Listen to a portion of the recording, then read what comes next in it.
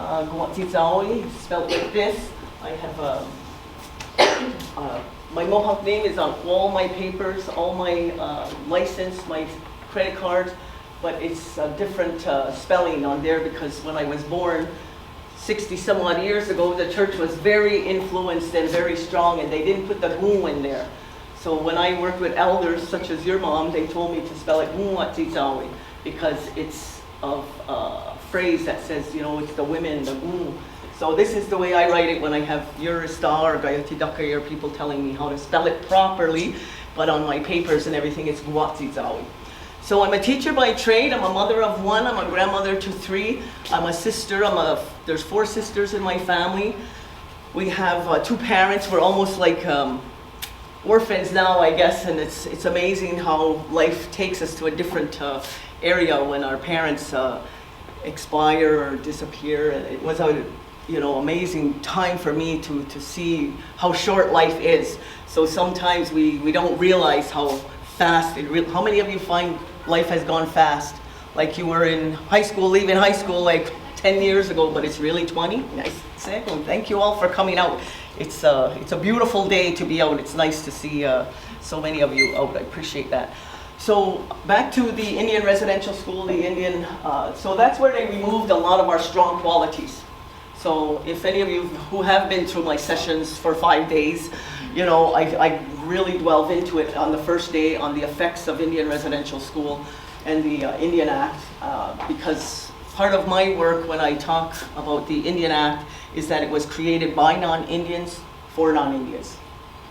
So when you look at the history of Canada, it was created by white male, European particularly white males. So it was created for them and by them. It's for them. It was created by them for them. So it's a lot of effects on us, unfortunately, that have occurred within our communities. So this is a real challenge for us to try to bring back these stronger qualities, so be able to share and tell. So that's part of this program, is they are telling and sharing with each other. So if any of you consider doing a session, maybe you could bring your name forward and do a session. It'd be interesting. It's not long, it's a little bit of a challenge to speak in public, but it's part of our history. We are orators. We are historically orators. We all spoke in public, in the longhouse, in our environments, in the teepees, in the wigwams, wherever we have been. So, it's just a big challenge. So we're talking about bringing strong qualities to youth, and a lot of it is a big challenge for us to keep that. And of course, for some of you who are working in the schools with prevention, it's a huge challenge to be there only sporadically. And as a former teacher by trade, I went to Dawson. I have my DEC in literature and languages. I have a bachelor's in French. So I was the first native French teacher certified in Ganawagin. So I was here teaching in the community for 10 years. So it was quite a honor for me, but a challenge. So what happened when I ended my career as teaching was, what do you think happened around 1989, 90, 91? The blockade. So the blockade happened in 90. So right now, part of what I'm seeing as a volunteer in the schools, because I go between survival school and Garinuha, is I see that the strong qualities are there for some children and not there for others. And when I realized, working with our people and of course Ungwehume people across North America, and particularly the Ganyangahaga people, the Ganawagin, Ganasadageronu, is that we are blockade parents raising pandemic children. Does that make sense? So we have this double layer of trauma, and we're all affected. I've been across North America, and we've all been affected by trauma. We've all, there's studies done. I just recently did my PhD, and we're doing all studies. We did all studies on that all Native Americans across North America have PTSD. And how could we not? When you have the Indian Act and the Indian residential school. So what's happened is that these strong qualities that were present have now filtered, and they're almost like sand grains going through the community now, where you come into the schools or you go in to prevent, but you're only there sporadically. You're there, you know, in my opinion, I work in schools all across North America. They need a prevention team in the schools. They need counselors, they need therapists, they need social workers, and they need, of course, Ungwehue speakers, because a lot of communities I go to, the kids' first language is not English or French. So when I go in, I have a translator sitting there with me doing translation for the elders. They have the lekotar, the translators, and they go through that. So part of my mission as being and I didn't do it here, of course, but I started in Ganyageha with my kind cousin here, to start with the Tehontathró is for us to kind of raise the fire of the language back, because a lot of us have parents and grandparents who spoke, and then here we are, we don't speak. So that quality is one of the qualities that has diminished, because now we have a different way of thinking, but it's very anglicized, very anglicized. So we have this challenge of trying to be Ungwehue in a very extremely colonized world, especially with those little fancy phones. Who has a fancy phone? How many of you are lawyers who didn't raise your hand? We all have those fancy phones. So, you know, the parents are becoming as attached to their phones as the children are. So these strong qualities, the challenges of family values, of community values, you know, are really having a challenge right now, because of children and people believing they have the right to dismiss their grandparents, dismiss their parents, dismiss aunties and uncles, dismiss elders in the community. So we see a lot of that. I see a lot of that going on. Who else sees a lot of that going on? Anybody else? Yeah. So it's our job as the adults in the community. Like I'm not shy asking, you know, she was parked, you know, I had seen somebody parked, I won't point out, but we had seen somebody parked early, and my mother used to always say, the youngest legs park the closest to the door. I'm an elder, she says, I have to park over there, and we see the youngest legs parked at the door. Like, why are we not leaving the space open? And I almost thought to get like Village Variety or a market to say elders parking only, because we're losing that kind of, you know, for me anyway, of course I'm a little older than most of you in here, so I've seen that where we help people and we bring them along. So that's part of, you know, the challenge in Indian country really right now is this. So, okay, I'm going to ask you, so I have it on here, but I'll just write it out as well. So what are some of the strong qualities you do see? What are some of the positive and strong qualities that you do see? What do you see going on still?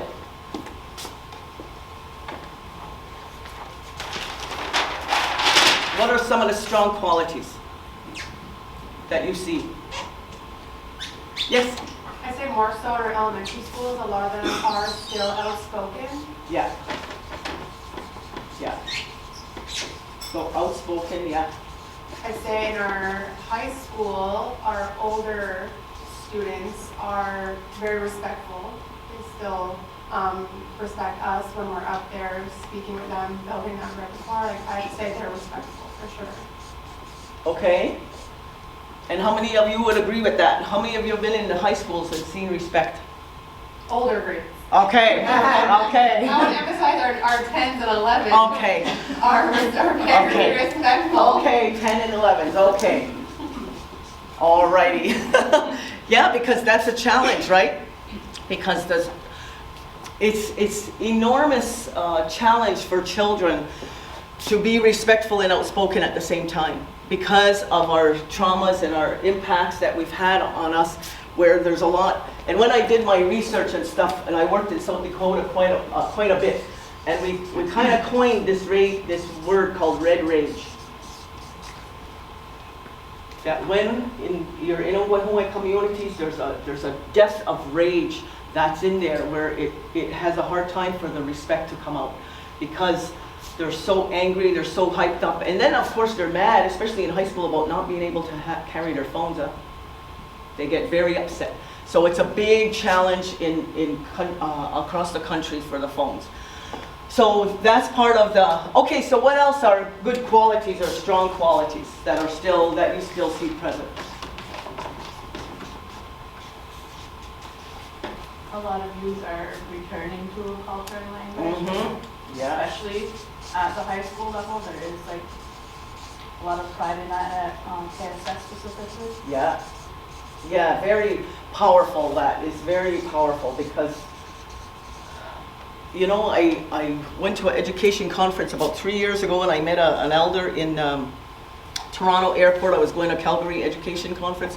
And I was, you know how you see a native in some place, you know, in a mall, or you see them in, and I just passed and I went like that. And he went like that. I said, okay, okay. So I turned around, I shook his hand. I said, where are you from? You know, he said, oh, I'm from wherever he was, Stony Point or whatever. So I said, oh, he says, where are you from? I said, I'm from Ganawaga. He said, oh, you poor people. I said, what? He said, you guys are over-colonized. I was like, what do you mean?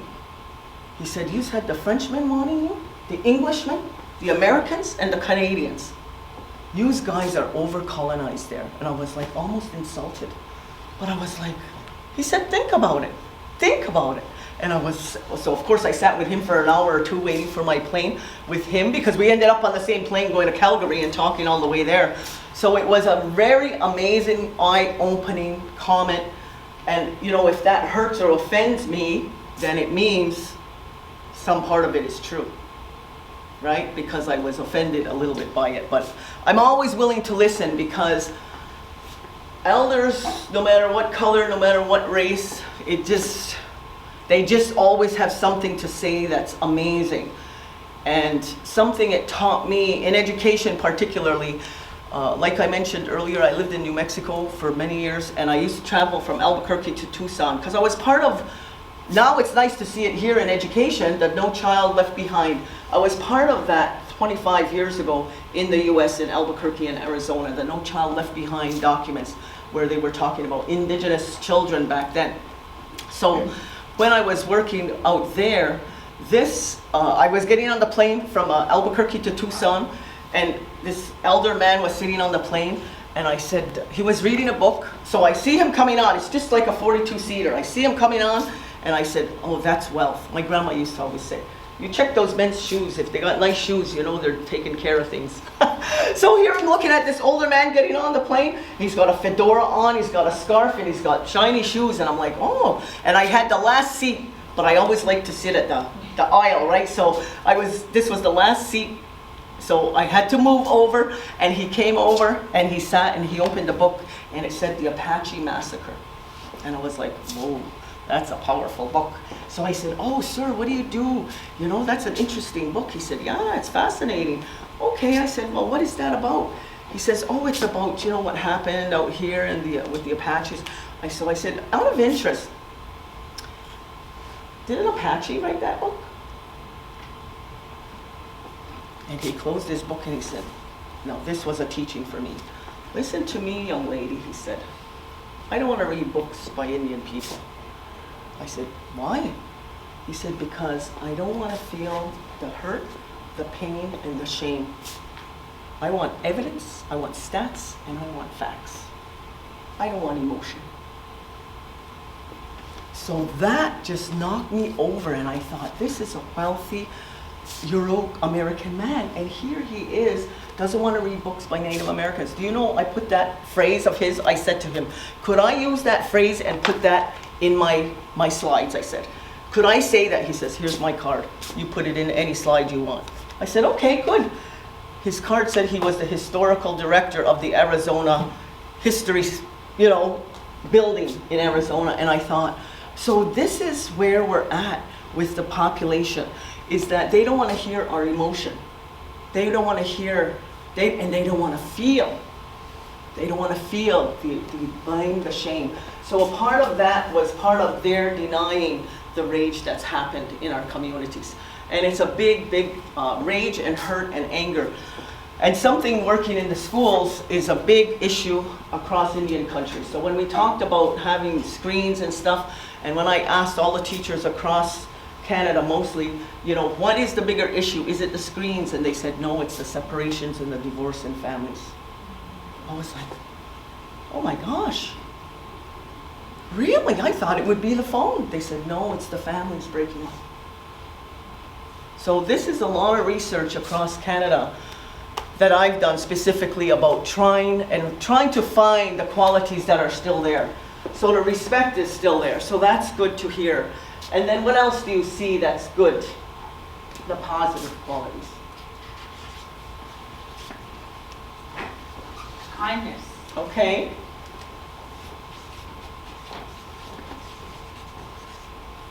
And where do you see that? I'm kind. I'm young and kind. And that's a good start. Of course, that's a good start because it's really the adults who are going to bring this to the youth. Because the rage is being passed, whether we believe it or not, the rage is being passed to the next generation. Whether we believe it or not. And the divorce mentality is being brought into the children as well. Where there are children, have any of you heard of anybody? Like this is kind of a new thing in Edmonton, tribal areas there. The children are divorcing their mothers. Do you know anybody who's divorced their mother? Yeah. That was a big thing for me when I found that out, and I thought, oh my gosh, so they're not only divorcing partners, they're divorcing their parents. And that is an issue that happens to the next generation as well. So if you're having challenges with your parents or your mother, particularly us poor mothers, we get it all. We get all of it. It's, the challenge that I worked with in the schools last week out in Calgary as well was that, the women were saying in the group, men diss their children too. They disrespect, but we're the ones who get the rage.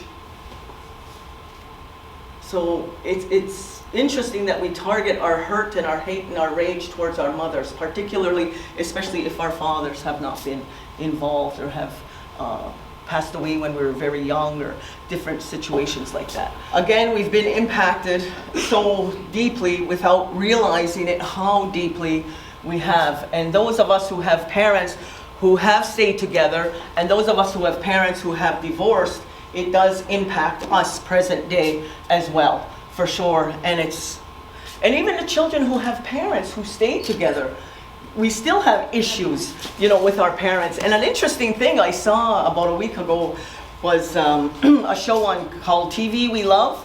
Does anybody still watch TV? Like I watch TV still, I get home and I'm like, I'm traveling for 10 days, I get home and for 3 days I'm like this, just looking at the big screen. I don't do this with the little screen. I can't even see the big one here. I need the big one. But anyway, there was a show on that said, it was called TV We Love. Anybody ever hear of a movie or a show series called The Love Boat? Who ever heard of The Love Boat? Yeah. Okay, so on The Love Boat, there was a young woman on there who was fired for drinking too much and doing cocaine. Okay, her name was Julie in the show. And it kind of diverted this show into a lot of drinking that was happening in the 70s, 80s, and 90s. So I kind of thought it was interesting. I thought, I grew up in the 70s, 80s, and 90s. And this gal said, like as if I was the only person on the Love Boat doing cocaine. But I was the only one fired. Everybody was doing it. So she said, if you look at the 70s, 80s, and 90s, it was years of just drinking and partying. And I thought, oh my gosh, that's true for here too. I mean, especially after 90. Who lived through 90? Who drank after 90? Only 2 of us? Come on, girls. After 90, a lot of us drank, and we drank too much because of this hurt and this hate and this rage that was going on, that we were absolutely helpless. And part of that as children is that we are absolutely helpless in our homes. Does that make sense? When you're a little 4-year-old or 6 or even 2, I mean, of course we have Owera'a here, we have a little guy. Like he is totally dependent on his mom and dad. He's totally dependent. So those are part of the qualities, that we need to bring to children from that young. Unfortunately, my daughter's like in her 40s now, and there's still challenges because of this. Lots of drinking and partying. and the blame is rightly on me. However, I grew up with parents who were drinking and, you know, partying as well. So it's very challenging. And of course, part of the drinking, I mean, what is a big thing about drinking? What's the reason? I mean, I travel Canada. I don't want to ever hear a non-native say about a native again, you Indians drink a little too much. Because I've been to San Diego and they have big signs, oh, the Canadians, come here, we got your best beer, and you know, and they got, don't ever let anybody say anything about us drinking. Because it's amazing how they cater to the Canadians' appetite for alcohol. Yeah. So in there, the drinking happened 70s, 80s, 90s, but of course, with many of our parents, because of the Indian residential school effects. How many of you have parents or grandparents who went to Indian residential school? Yeah, most of us. How many of you know somebody in your family who went? Yeah, all of us. So we all have somebody who's been affected. And if they weren't affected in the schools, they came back and they taught the people in the community to not be affected and to be afraid to be outspoken. And they lost a lot of the respect, excuse me, because the language and culture was removed. And when something is removed, we have to put it back in. So if that's missing, and I'm embarrassed and I'm shy to speak my language and practice my culture, which made me feel good, I'm going to find something else that makes me feel good. Does this make sense? Because what do we say after we've had a few? Who's ever had a few? I'm feeling good. I'm feeling good. Feeling no pain. That's the key. I'm feeling no pain. That's exactly what it does. It gives us no pain. No shame. No blame. That's the key to drinking and other drugs, is that I am feeling no pain. Do you want another one? Yeah, because it just makes us feel good. And that's what we've replaced language and culture with, was something that makes us feel good. I did it, my parents did it, your parents may have done it, your parents may have done it. We've all gone through that path of losing that respectful for our language and our culture, and it's good to see the kids. And you know something I will tell you, who speaks Mohawk? Okay, so when you go in the schools, I'll tell you, I volunteered at KSS, because I used to be a teacher there, huh? So I'm very comfortable with students and kids and whatever, and I walked in and I saw a Cree boy in there. And I said to him, hey, whatcha? He's like, how do you know Cree?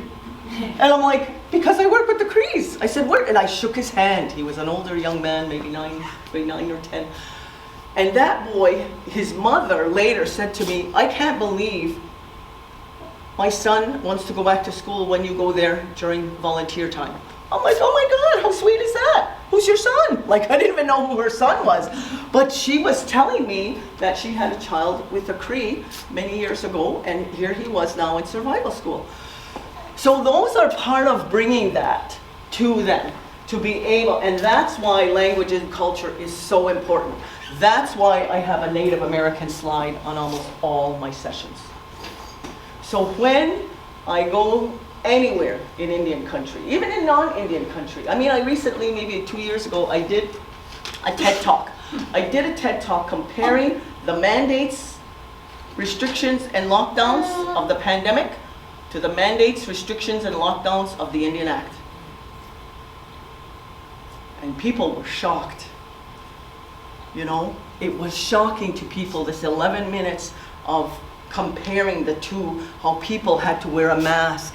And for us, there was literally a time in history where we were not allowed to wear what they called Indian garb. Non-Indians could wear it, but we as Indians couldn't wear it.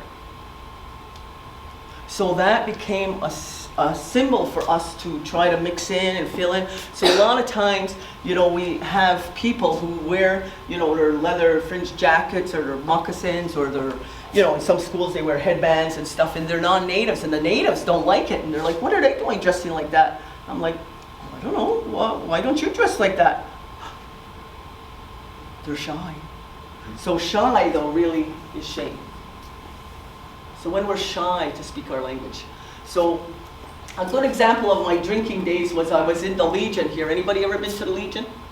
Only 2 of us? 3, okay. 6 of us, okay. So I was in the Legion, and it was right after the blockade, and there was a man there, Wajo Daibo, his name. He was a vet. My dad's a vet, so I grew up in a vet mentality as well. So very disciplined. So if you're, you know, and that's part of our people's, that was part of the qualities that we could absolutely bring to kids is discipline.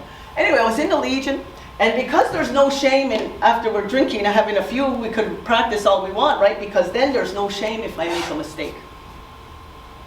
So, and he was saying, no, that's not right, okay, do this and do that. And I'm like, okay, you know, and I'm at the bar sitting with him, sitting with this elder man, you know. And I'm saying to myself, for 3 hours, the next day I say to myself, for 3 hours I studied with this man. I can't remember a word I learned.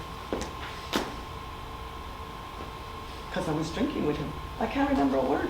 So I made it my business. Your auntie, I think Marie, started something. There was a small language program. That's where I started to spend my 3 hours.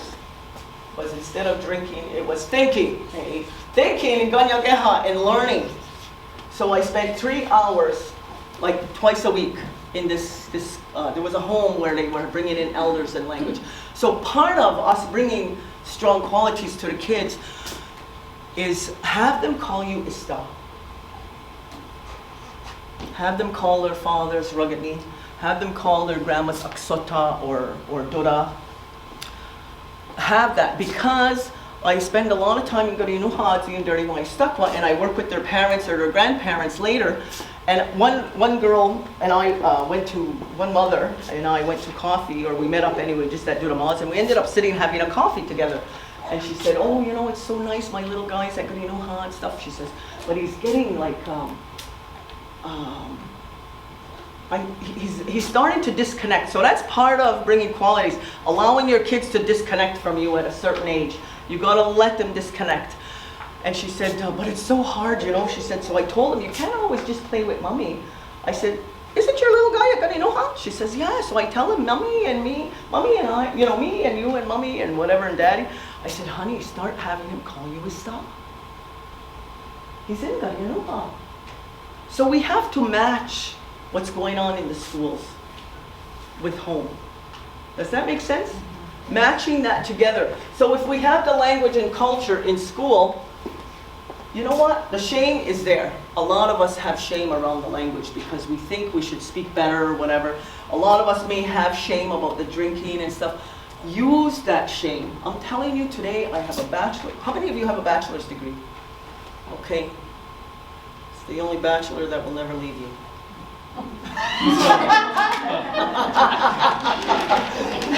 And those of you thinking go and get a bachelor's, go get one.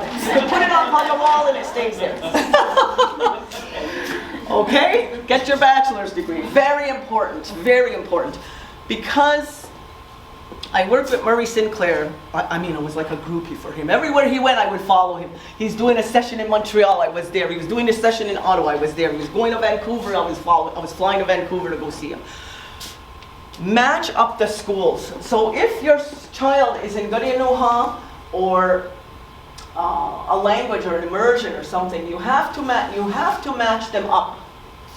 Okay, so if your child's learning Gunyageha or French, or you know, I'll tell you a secret. 30 years ago when Garinuha was starting, maybe 40. Oh my God, my dad, well, 40 years ago. Garinuha was starting. Back then, my daughter was one of the students that they said could attend, because immersion back then, because Canada was also very, very anglicized. and the French were fighting for their place in Canada, I guess. And they created the Bill 101, and they also created immersion. So the language and culture that you see at Garianuha has to come into the home as well. So if you have somebody in the school that's in Ganyageha or French, our children do not need English. Because we speak it to them every day. They do not need English. So if you speak French to your children. If you speak Ganyageha, speak Ganya, whatever little words you know. The school and the home have to be working together. So I did a session out in Agua Caliente, it's years ago, and they were calling it Creating a Sacred Space. A sacred space. This is 30 years ago. Because I had come in with my medicine wheel and I was working, co-presenting with a psychologist out in California. And I was doing the circle and of course matching up the schools with the homes, and she said, this is psychology. So back to what you were saying about the science, you know, our people were brilliant. Our people were amazing. And that's why they put in the Indian Act. And when I did this session for the James Bay Creed, you know the James Bay Creed, I have the signatories. It's about 45 years old now where they did this James Bay Agreement. I ended up sitting with all the signatories about, 5 years ago maybe, there was a dinner for the 40th anniversary for the James Bay and Quebec Agreement. And I sat with all the signatories and we were talking about this because all of them had attended Indian residential school. But they never forgot their language and culture. And of course the joy is they're isolated. At one time it seemed to be kind of a negative to be isolated, but now it's a positive because their language and culture. Of course this is changing it though, huh? This is changing it because everybody's watching whatever on there. But he said to me, when we were talking about the Indian Act and all of this and the Indian residential school policy, and they just absolutely just talk about it openly, like, you know, how they drank too much and like it was very open. So when I said to them, I said, you know, he said, we got out of the Indian Act. Really? He said, yeah. That's how we, as James Bay Cree, we got out of the Indian Act. We slipped out under it. So you see those shirts that say burn sage, burn sweetgrass, and burn the Indian Act? That's what they did. So he said to me though, he said, you know what? One of the qualities, when I was talking about working in the schools, he said, one of the qualities is when you look at the Indian Act, switch those two words around. What does it say?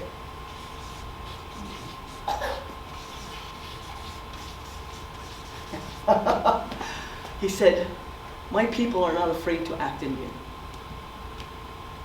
Just switch those words around. And don't be afraid to be an Indian, he said. This is what we teach our children. You're Cree, you're Iwishji, you speak your language. So when you talk to your children or anybody, slip in those words that you know. You know, Ganyageha. And people will sometimes say, I mean, when I first started to do these sessions, you know, I was all like hyper, like, honey, Johnny Mohawk. Like, they're all calling me now, honey, Johnny Mohawk, you know, Janie Mohawk. I was like, hey, that's what I am. I'm going to show you something that my grandson, I gave to my grandkids on Valentine's Day. And it's all in Ganyageha. And it was made, do you know this? Does anybody know? Have anybody seen this? The grade 2s in Garianuha, created this like last year. And there was quite a bit of the cards, you know, we volunteer at the school. And we're always laughing because we're like, just give us a coffee. And they're like, no, we'll give you compensation. I'm like, no, I don't want a real job, please. You know, my real job days are done. But this is my real job, but it's almost like I'm semi-retired because I fly away for a week or 10 days and I come back for a week and then I'm gone again. But this is what I do. But my grandson last year was so impressed to see this in Ganyageha. And I gave him the exact same card this year. And he was so impressed again. He said,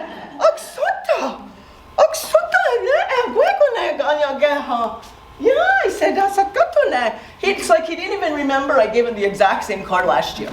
So please, this language and culture you're talking about has got This is one of the strongest qualities, whether you believe it or not, whether you like it or not, whether it doesn't matter. That's who and what we are. We are the first peoples of this land. And we have as a bigger right, if not more, than the French and the English. And I'm telling you, I work in a lot of places across North America. And a couple of months ago, I guess I did an opening for Rio Tinto. And I wore a mask because it was an enormous gathering. And because I'm a professional speaker, I protect my throat. I still wear masks on planes and trains and automobiles when I'm in a big van or whatever. So I had my mask on, and I had done the opening for the Rio Tinto. And then the next day, well, they gave me a room at the hotel. They said you could stay if you want, so I did that. So the next day I get there, and this man comes up to me and he says, "Oh, bonjour, bonjour, madame." He says, le café, c'est très, très bien, eh, aujourd'hui? I said, "Oh, yeah." I said, "Yeah, it's pretty good." He said, "Hey, tu dois me parler français," he says. "You speak to me in French," he says. Well, I'll tell you, my red rage didn't take a minute to come up. And I looked at him and I said, "Don't tell me what to speak," I said, "on my land. This is my land." "Oh, Madame Meloche, that's you," he says. He didn't recognize me. He didn't recognize me from the day before. So that's part of where I utilize my rage, because it's there. There's no doubt it's there. But because, and I think part of the schooling, so kind of when I said, go get a bachelor's degree, go get your bachelor's degree and it'll be the one that never ever leaves you. So you're French and you're gonna get hot.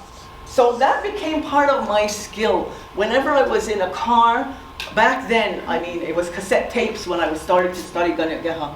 I would put cassette tapes. I said, I don't need English, and your children really don't need it either to be spoken to, because they're spoken to that all the time, right? So 30 or 40 years ago, when they were starting immersion school at Ganyanoha, I said to the parents outside, I said, "You know what?" And I was just finishing my bachelor's in French. So I said, "You know what?" I said, "This school, Ganyanoha, should be half French and half Ganya Geha." Davy Daibo, from the youth center says, "You better not say that in this meeting," he says. I said, "Well, that's what we need. We all speak English to our kids." But of course I had a different frame of reference. Because I was in the school, I had done my whole bachelor's degree on the Indian Act. Tout en français. I wrote all my paper en français. Do you remember Danielle Arsenault at Survival? She edited that poor girl. I should have paid her. she got the bachelor's degree really because she edited all my paper. She was like, "Oh my God, girl, where did you learn to read and write French?" I said, "I didn't. I'm learning just as a 22-year-old in college." She said, "Well, you know what?" So anyway, my goal between here and Akwesasne, because Akwesasne was very, it was colonized, but it wasn't over, kind of like we were. We were having a big challenge with the blockade afterwards and all of this stuff. And of course I was having the same challenges. So in between any of my rides, between here and Akwesasne or Ganasadage, I would put on these cassettes. Ganya Geha. Always Ganya Geha. And if my tape finished and I studied, then I would put French on and listen, because I'm saying I don't need English. And because we all speak it. We don't need English. So to make, Ganya Geha and French, to me it was part of making it a sacred place, to make school a sacred place. Of course, again, I have a whole, But when I spoke to Philip Awashish and the other men from the James Bay Agreement signatories, these are all signatories, they said, it's time, this is what we decided by getting rid of the Indian Act, was we have to start acting Indian. And I thought, here's Miseducation sitting with these guys, and they just switched the language around, just switched a word. Like, it was amazing for me to just say, okay. And for me, as somebody who was really impressed, I think, because I studied, I did my, anybody graduate from Dawson? Anybody do Dawson? Yeah, so I'm a graduate from Dawson as well. I did my DEC in literature and languages. And then I went on to do my bachelor's in French. But in literature and languages, I really learned that the school and the home had to be coupled together. And it's very important to make, when I got out to Agua Caliente tribal community, the school has to become a sacred place. And it's hard to do that when there's only respect in possibly grade 11 and 10. So someone who spends a lot of time in schools, and of course we are the adults, we have got to get into the schools, in my opinion, at a much deeper, robust level. You know, and it's for me, I mean, I tried with my Ganyageha. I'm not a fluent speaker. I studied with my auntie and my family and, you know, people that study. But when I saw this at Ganyageha, well, I'll tell you, I picked up a handful of them. And I've given them out now, 6 of them in the last 2 years, and nobody notices it's the same one from last year. But it's all in Ganyageha. Then it inspired me to make my thank you cards. Agwego ne Ganyageha. Miigwech, Nyawa, it's all in Ganyageha. So I mail this to every place I go, and I never, once in a while I'll translate it, but most of the time I don't. So it inspires them to say, oh, you know, because I worked for the TV bank a few months ago, and they were like, you shouldn't have translated it for us. You should have left it because it makes us work. I was like, okay, well, I'm a teacher. I could make you work. That's my whole, you know, once a teacher, always a teacher, right? So anything to add? Somebody said they were going to say something and then wanted to bring it to the group. Was there anything to add? So these are, yes. I just have a quality that I think a lot of youth are coming in with now is courage. Yes. I think they're starting to be a lot more courageous. Maybe it's not coming out in the best way, but Right. there's a courage to speak up. That's good. Well, it goes back to being outspoken. Yeah. You know, because we weren't allowed to be outspoken. I mean, in my generation, I wasn't allowed to look at my parents in their eye. Like, I couldn't make direct eye contact with my parents. It was considered disrespectful. So when I was learning to speak in public, I had a hard time to look people in the eye. I went to Toastmasters for years and years to speak and look people in the eye, because that's not something I was ever trained to do. So it was just, don't you look at us like that. We were taught that way. And it was considered disrespectful to make eye contact with your parents or grandparents. So part of something that I often say in schools with parents especially is that in the last place I went, they said I have decision fatigue. I thought, what is that? She says, I always have to make decisions, and I'm having fatigue with that. And I thought, wow, that's an interesting phrase. So I went back into my research and what interrupted, or how did we lose decision-making skills. So part of my studies when I did the Indian residential school was that part of the qualities that we lost in the decision was, of course, the IRS and the Indian Act. The Indian Act made decisions for us for 147 or 57 years. So of course, you know, when the child is removed, that is the absolute foundation of a family, the child. So when a child is removed, and then the family, like the parents, so here we often say that the child is, you know, historically raised by, grandparents, and then the parents, and then the nation, or the community.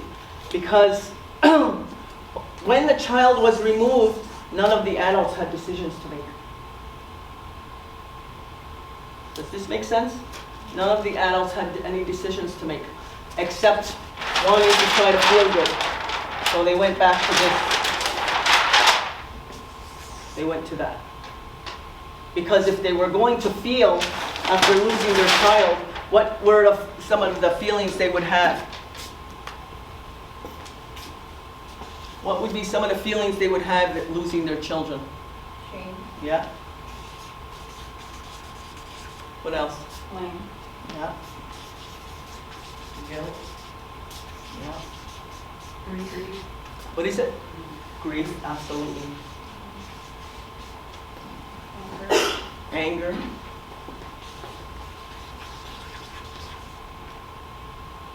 Emptiness. Absolutely.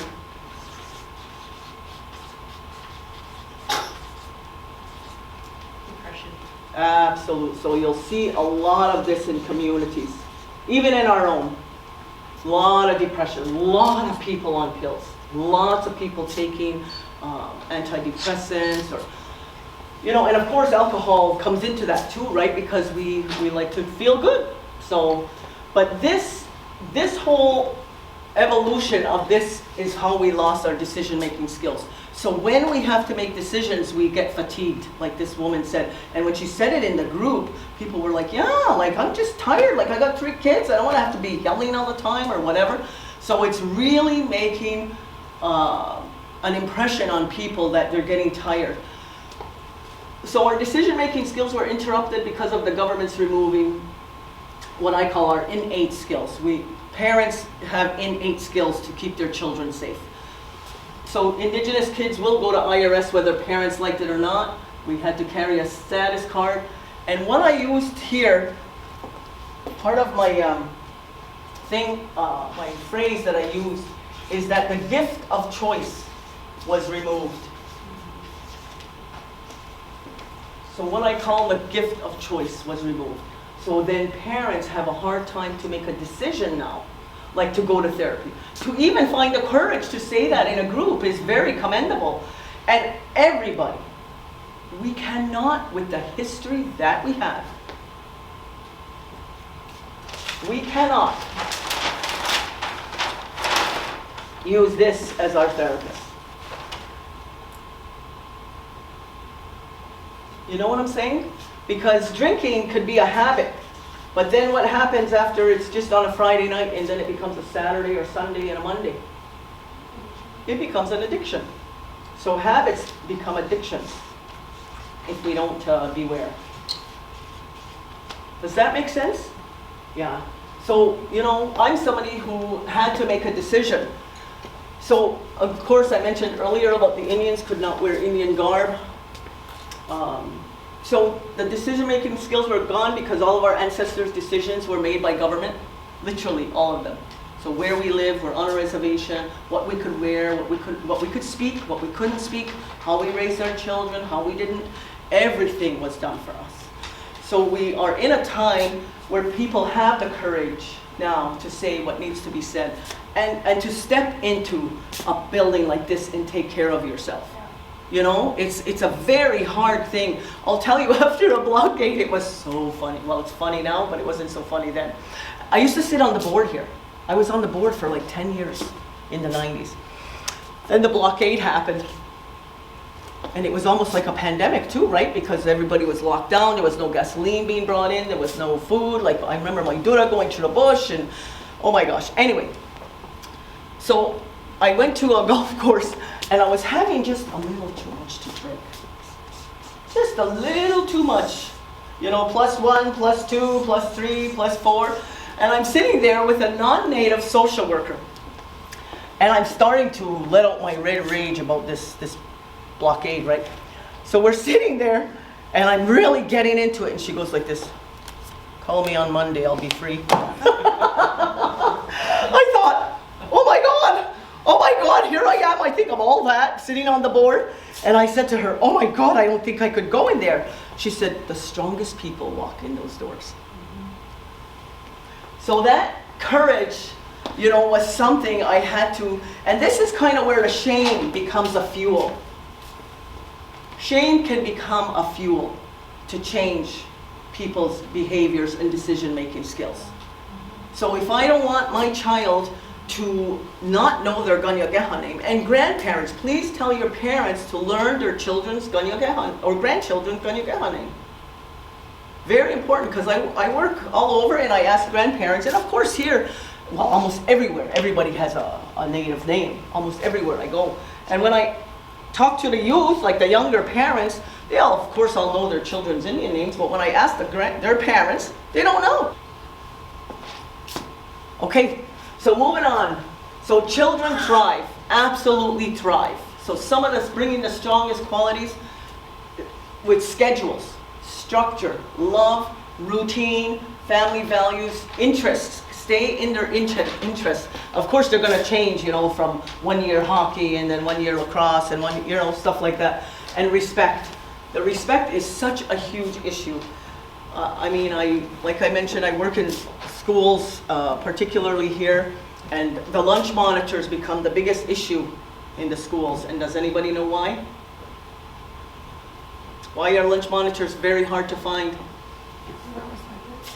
What is it? They're not respected. Absolutely. There's no respect. Some children, of course, have it, of course, but a lot of them have challenges. Yes? You know, this is something I hear, like, even in sports, Mm-hmm. hear of kids, like, starting to hit their coaches now. Hit the coach? Yeah. Whoa. This is what I'm saying, yeah. Whoa. Sure, it's like, so this is like. That's scary. Yeah. That's scary. Yes? I think that has to do with the phones, like something that changes with their tolerance and patience. Right. Like, Yes. Yeah. you know. Their attention span is very, and of course, those phones tell people it's okay to be outspoken, but they're not doing the boundaries. So that's something that boundaries need to be on there as well, boundaries. So, you know, I'm a lunch monitor, and I'm one of the more committed. You know what, every time they say, you know, you're a lunch monitor? Yeah. We'll compensate you. I said, you don't have to. But it's so nice you show up. I say, yeah, that's good, yeah. So I said, they said, well, why don't you sign up? I said, because I'm committed, but I'm not reliable. Right? Because if I'm here and I could go, I will go. But then I'm gone for 10 days. Like next week I'm gone for 2 weeks. So I'm not gonna be there for 2 weeks. So I'm committed when I'm here, but I'm also very strong. And I noticed the kids, I grew up with a vet, first of all. I grew up through teachers, you know, I grew up after the or during the blockade. And of course the pandemic, so I understand some of the kids having pandemic issues still, you know, with the mask. They didn't understand, you know, facial recognition and facial signals, I guess. And they also don't seem to know boundaries. So this is something that they need, and it's so fascinating to me because some of the strongest, toughest, like bullies in the school, like I just been down and I say, you don't do that. And they're like, okay. And that's all they need to be told. You don't do that. And that just, you know, so it was so cute. So last week I was out in the Garinuha, and then I see this little boy who I had told, you don't do that. It's like, okay. So I see him in Village Variety like 2 days later, and he's like, oh, he's looking at me like he loves me so much, and his mother's like, whoa, what are you doing with my son? Oh, I said, oh, I'm a lunch monitor. I said, I help at his school. Oh, okay. So the little guy, I said, Gus a whisk, you know, he gave me 5. So that's something simple you could say to kids, Gus a whisk. You know? So when I meet kids out there, you know, even if I don't know them, because last week, I talk about a little bit of a respect. This young man, I was over in a restaurant off the res about a week ago, I guess, and this huge young man walks in with these huge children, maybe 5 years old, 7 years old. I don't know the children, I don't know the man. And he walks in and he's like kind of proud to be with his kids, you know. So he passes me by and he looks at me and I said, what's going on? He goes, where? Like, that's all he needed was to like open up and just say, have somebody acknowledge him. So when I'm getting ready to leave, I go to the cash and I said, oh, you know, I had a pizza and, you know, salad and stuff. And she says, oh, that young man, he paid. I'm like, no way. She said, yeah, he paid. He said, you've always been a hardworking woman and a good teacher. I'm like, wow. How touching was that? Because in the end, when I find out who it is, his mother-in-law and mother were my students at one time. So this guy is huge, but he's like probably only 29 years old, maybe. He's got a 5-year-old and a 7-year-old. But he bought me lunch. I found that so touching, like so respectful as well that he would do that, you know. So this respect, so that little boy, when I saw him at Village Variety, I found him so in awe to see me. Because of course they don't recognize your face outside of school, huh? They only see you in school. So now when they see me in Village, they're like, aw. Like, who are you? I recognize you, but I don't know from where, you know. So it was really cute. So his mom, I had to explain to the mom who I was. But that's part of, he was a tough little cookie, that guy. But I went down to his level and I said, you don't, but I say it in Indian, Togi nago hagenua. That's an old phrase, eh? Togi nago hagenua. And then also, ona wa'umkotnanaget na. That's an old phrase I learned from, oh my God, what's her name? Nora Deering. I mean, I was a kid talking, oh my God, a lot of old phrases. So the routines, the family values, get involved in their interests, and it's almost like a full-time job, right? How many of you work outside of your home and have children? Oh my gosh, yeah. This is almost a full-time job, but to make structures and routines for sure for them. So qualities that they must be taught, though, is the discipline, behavior, and absolute consequences. They have got to have consequences.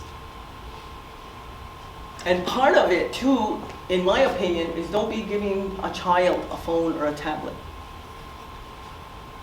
You know, to have little children have a phone or a tablet, to me, is too much, especially when they're 9 or 7. You know, you see children on tablets at, like, they're sitting in a basket, like they're not even a year old and they're doing this already. And I'm like, holy smokes, like they know how to school a phone already. Sports, absolute sports help with mental health. Acting, going into the plays. Any of your children, you know, do plays or acting? Yeah, some of them are in plays. Sports is very important for mental health, a connection. Your one-on-one time. If you could have lunch with them or supper or breakfast, even if it's 15 minutes, hopefully to an hour. But 15 minutes, as long as it's one-on-one with your family, that you have time with them. And the routines, bedtime, same time every night. Get up every day. You know, we eat at this time. You know, because a lot of us do sporadic stuff, huh? We run around and, you know, it's very, very challenging. So of course the key to strongest qualities are the honesty, the respect, love, and gratitude. Because a lot of parents are saying to the kids, they don't appreciate what they have.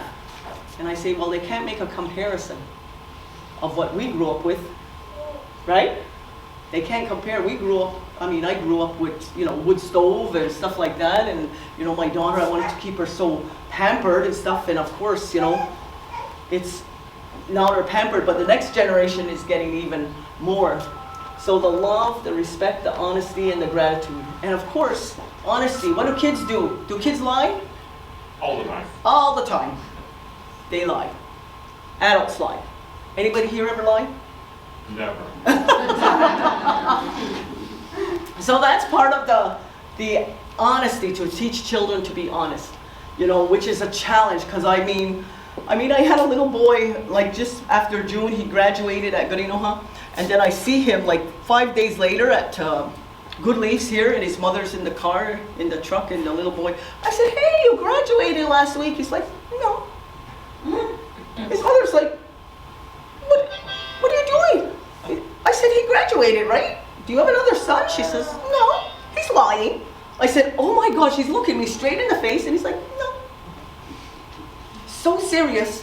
So you gotta stop that. That's a consequence. You have to stop them right away. So anything else? Anything to add?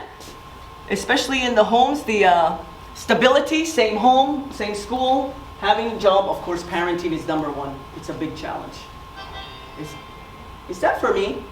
I don't know how to use that. So stability. So what do you think contributes to stability? Anything to add? Routine, schedule, consistency. Yeah. In consequence too. Yes. If you say you're going to do something, Yes. you don't do it, it undermines any Absolutely. credibility. Yeah, you're gonna lose credibility as the adults, as the parent or grandparent. Yes. This is something that's so difficult because Okay. we see so many separate homes now. Yeah, and that's the other thing I noticed too in the schools is, you know, this is why the home and the school has to be a sacred place. So this hole in the heart, I did a session, oh my gosh, this was a big issue in, I did a suicide prevention conference in Waskaganish about 6 months ago. And that became the key issue in the suicide prevention, was the kids going from one house to the other. And then, you know, we get together and now, oh, this is your sister and brother. But 2 weeks later, oh, we're broke up now. So please, that's part of the stability. same school and maybe same, you know, sorry? Also seeing like your parents with different people, that's gotta do a number. It does do a number. It absolutely does. And part of the number it does is misogynistic. Does anybody know about misogyny? Misogyny is a fancy Greek word that means hating women. So they say that misogyny starts between like 7 to 11. So they mostly say it's boys who begin to hate women, but I believe women have the same misogynistic tendencies as well. So between 7 and 11 years old, this switching between the parents, like if a child sees their mother and father going back and forth, and what they say is that it's totally unconscious. So I attend sessions like this as well myself with psychologists and different people. And this psychologist, if you could find the book, it's called Men Who Hate Women. And it's by Susan Forward. What a fascinating book. Oh my God. So Susan Forward. And did anybody actually attend the workshop at the Ganusesne Mohawk Trail last week about healthy men? Healthy masculinity? Okay. So Susan Forward, I think she's a PhD. Anybody here attend that? No? And a girl took a picture and she sent it to me and I'm like, why are all the women there? Like I thought this was a man's conference. Like all the women were there and I said, okay, where's the men? I said, oh, they're coming in now. She says, okay. So what happened? I know, huh? They should have showed up, those guys. It's almost lunchtime. I feel it. Yeah, he knows. So what they say is unconsciously, a child, particularly boys, with the switching of families like that, is that psychologically and emotionally there's a shift inside the child that begins to watch the parents. So if the father, because 90% of the violence is mostly men against women, so the boy will watch the parents and say, do I want to be tough and strong like my father? But it's all unconscious. Or do I want to be weak like my mother? So it's this unconscious psychological shift that occurs that creates misogyny. So it's a fascinating, misogyny,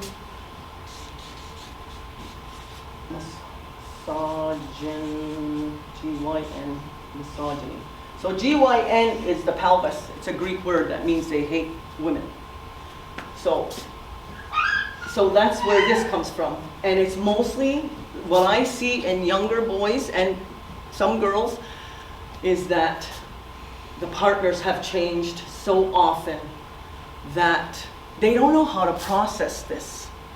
In my travels has been keep your children at kind of yard's length for a while before you bring them in to meet a new partner. You know? And when I look back in my life, when I see, being with my partner back at 17 and 18, I mean, we were not ready to be parents. But you know what we were before we became parents? We were drinking buddies. That's what we were. We were drinking buddies. And then when I became pregnant, it was like, oh my gosh, I stopped the drinking and it didn't stop on this side. So that's where I had to separate myself. And of course, this could have occurred, of course, in any number of children across, the community or the nation. So that's part of that. So any final thoughts, comments, questions? Another thing for stability Uh-huh. is I find having dinner all together Yes. and at the table. Yes. Yeah, that's what I was saying. For 15 minutes, if you sit at least minimum 15 minutes, minimum, have dinner all We together. have a lot of kids, yes, some are watching TV, they have the tables out in front. That's right. Or they eat at different times. Yeah. Yeah. That's right. They eat at different times. So you come in, you have something to eat, and then your child comes in, and then you give them something, and you say, stay over there, I got to finish whatever, So be aware that that is very important to sit together. Very challenging. Very challenging, too, when you're busy. Yeah. Yes? Just to go back to the comment about like parents, like new partners Yes. and having their kids around them too Yeah. quickly. I see that a lot in the community. Mm-hmm. Very much like replacing partners quickly, but also, which is its own thing if you're an adult and whatever, but it's more the having them around your kids right away. That's right. That really like Yeah. affects me. Yeah. Because of like that. They're always seeing a different relationship. They're always seeing, Yeah. from my experience, a partner could be the mother or the father, like chasing a relationship rather than focusing on the kids. I see a lot of people in the community that just don't want to be alone. Oh, absolutely. They're scared to be alone and they would rather Yep. be involved and have all Yeah. that heartache and all that problems Yeah. than be alone. So what they call rebound is now called a trauma response. Yeah. So when somebody is in a huge trauma, situation, it's like they find somebody right away, they go find a new partner to, again, ease the pain. So kind of back to the drinking, but it's a relationship, which isn't really a relationship. It's like companionship, and then we end up becoming, sexually involved. And of course, if you're in your childbearing years, More siblings, more children. more siblings, more children, I do sessions like this, and, when I meet young men who have, they're 29 and they have 4 mothers and, 5 children, and I say, would you consider getting a vasectomy? They're like, oh my gosh, no. And I'm like, come on, you guys, well, here's the condoms, so I pass it out. So very important to simmer down. And, part of, before a rebound and a trauma response of a new partner is to be part of the healing and all of that, Part of that, you gotta heal, healing and recovering from the last one. Recovery is very important, to just let it go. Like, let it, I'm telling you, I was married in New Mexico for many years, and when I got back, I was like burnt out. So if we're burnt out as adults from all of this, could you imagine our children? Okay? Imagine our children. So part of what children need to know is that somebody is in control. And they need to know it's not them. And that's where the stability comes in, the schedules. Because if your kid's telling you, I'm not eating this and we're going to McDonald's, and you're like, okay. Imagine what they're going to do to their school at school. You are the biggest teacher, whether you believe it or not. You're the biggest teacher. Parents are the biggest teacher, or grandparents or guardians. I had a foster. Any foster parents in here, by the way? Okay, I was a foster mom for a while too. Yeah, so I fostered. It's a very rewarding but very tough experience too. So that's what they need to know, is that somebody's in control, and what parents need to do is to always show love and how to regulate behavior. Again, work with schools and teachers to couple it together. Stay off devices when having a supper. Nikki, back to what you're saying about supper. Have alone time with them, because again, the adults are very connected to their devices now.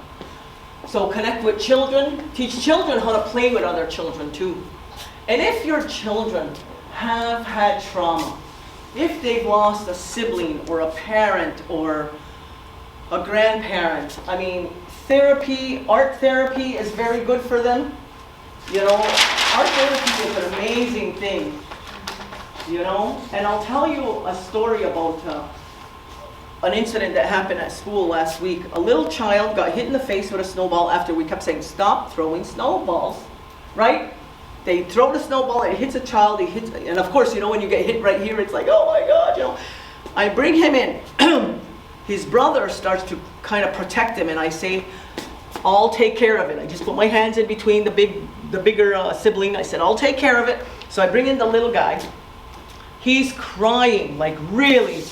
Tears, please let your tears flow. Tears are so important to let it out. This little guy, was crying all the way in. It wasn't 2 minutes maybe from the back of the schoolyard into the schoolyard. He cries it out, and then the boy who hit him comes with the snowball, comes in behind. He says, your brother told me nobody likes me. And he's crying. So the boy who was just crying about getting hit goes, I like you. I like you. He's not right because I like you. And I thought, wow, how powerful are those tears? He let out his hurt and pain in 2-3 minutes, walking from the back of the school to the front. And the other little guy comes in crying now. So empathy and compassion was shown by this other little boy who was crying by getting hit with the snowball. Does this make sense? Are you following the story? Isn't that amazing? Tears are very important. So part of not only art therapy, but therapy is tears, crying. If you could find a sweat. Are sweats still going on in this town? What's going on in this town? What's going on in this town? Is there no sweats going on? Hard to find. Hard to find. Okay, really? Yeah. Okay. Yeah. Well, if you're interested, I had a few places I used to go. Kind of like you have to know people. That's exactly what it is. Okay. So I'm just going to go through this quickly here. What does PTSD stand for? Post-traumatic stress. Okay. So I'm going to show you something. So post. So what does it mean though? Oops. So post means what? After. Yes. And what does the T stand for? Right? And then, oops. So the traumatic is trauma, right? And then what is this? Post-traumatic what? And then, how do we express our stress?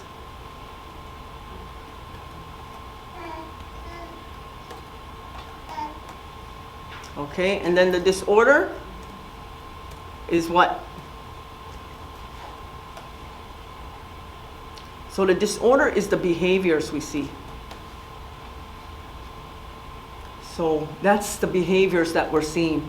The disorder is the reactions or the behaviors. So when you see the post-traumatic, the PTSD, and because of the research I've done in the schools and with a lot of IRS people, so it's the reactions. So so now we have to get to the post-traumatic growth order. Does this make sense? Post-traumatic growth order. Because that's part of what this does. The tears, the crying, the therapy, and all of that. So if we could get to, because we're all gonna experience trauma.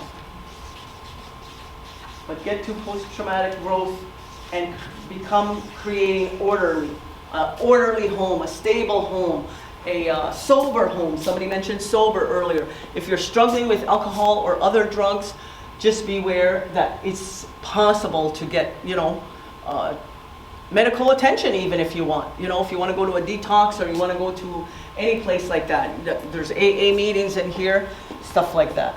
Any thoughts, comments? A healthy relationship. Yes. Well, of course, the healthy relationship is a big one. And it starts with you first. So, divide the word healthy. Yeah. Feel what? Feel high. So if you want healthy relationships or healthy self-esteem,